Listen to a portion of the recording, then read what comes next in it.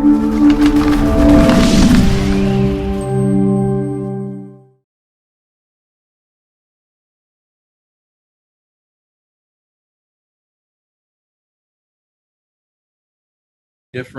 horizon.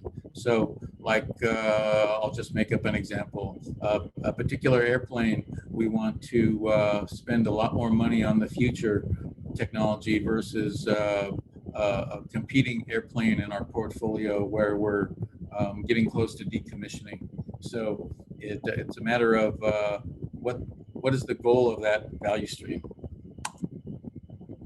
And so then we want to apply capacity allocation. So do we need to apply a large amount of money to tech debt? So like, think of it like a pie, and each slice of the pie we're gonna break out so that maybe 2/3 is for business value, 1/3 is going to be enablers, which are technical work to enable that business value, and maybe a smaller piece of pie is going to be production maintenance. And so that needs to be reviewed and adjusted, and that can be different by value stream as well. So like, a particular product might need a lot of maintenance work, but since we're sunsetting it in the next year, we're going to spend very little of our funds on new features. So that needs to be looked at and reviewed and adjusted on a cadence as well. And then once a significant initiative is identified, we're going to put that in as a lean business case, and then it'll be approved, yes or no, and then it goes into the portfolio backlog, and then it will get delivered, and then we will review it and see if we want to pivot or persevere. Continuous business owner engagement. So business owners and executives are part of the lean portfolio, and so they need to be updated and engaged on a constant basis. One of the most important aspects of a successful lean portfolio management transformation is business owner engagement. If the business owners are not engaged with technology, there's going to be some problems, and it might even fail. So establish portfolio flow. So typically, if there's a waterfall portfolio, there's massive amounts of WIP, unlimited work intake. You might be a waterfall organization at the portfolio level might have 100 different projects they're working on, and the only ones that get worked on are the ones that the manager yells the loudest. And so you're constantly working on different things, or you're constantly multitasking, and things don't get done as quickly.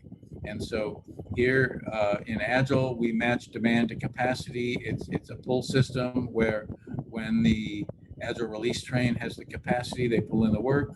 And so we manage that with a Kanban and WIPs.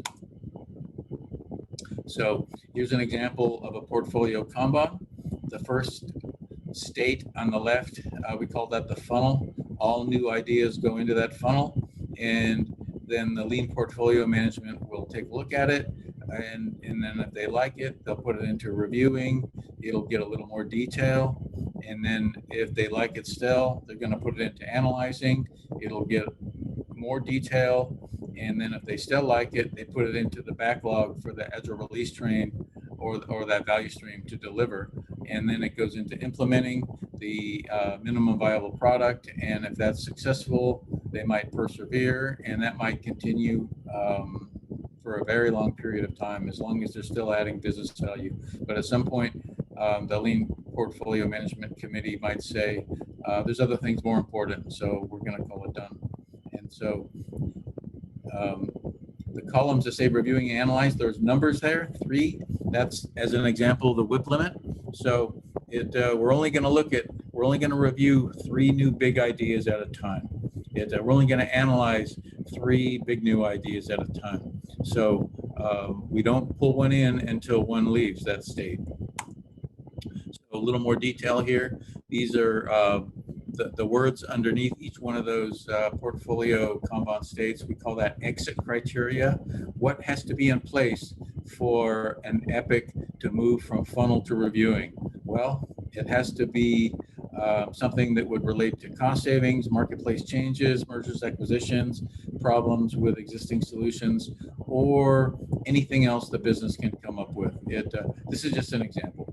And so to move from reviewing to analyzing, you have to, let's see here, create the epic hypothesis statement, refine understanding of the epic, and then we're going to whip limit this because the people doing the reviewing, they can't review a million things. Say we have 6 business analysts that are in charge of reviewing epics. Well, maybe the whip limit is 6, so that they're working on one at a time and they can get them done, maybe a few weeks for each one. And so we need to limit the whip of the reviewing and the analyzing. So then we